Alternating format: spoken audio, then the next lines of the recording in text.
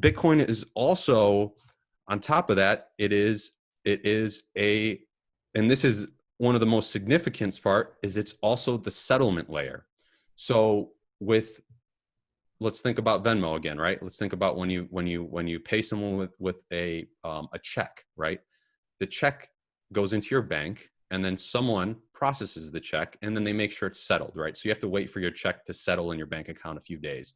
Same thing with stocks. When you trade a stock, you can't usually trade again right after because it needs to settle. So it needs to go through 2 days of someone showing up in an office, typing on a computer, and then making sure that it's okay. Now it's settled. We know that that money's with that person, that money's with that person.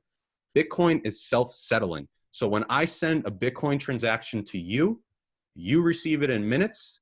There's no bank or intermediary or government or anyone that stopped that from happening. And it also settled within that same time. So you know that you have the money that I just sent to you, and I know that I no longer have the money that I just sent to you.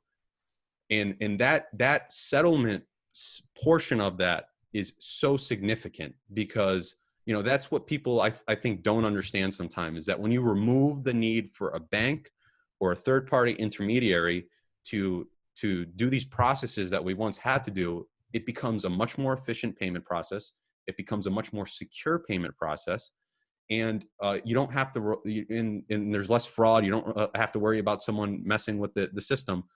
And that brings me to the final point about what Bitcoin is, at least in my mind. It's trust.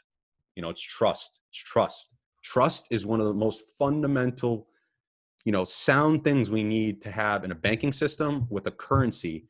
And right now, as we're seeing around the world, as the banks did what they did in 07 and 08, it's happened again. And trust within our financial system has never been so insecure. So Bitcoin is trust at the end of the day.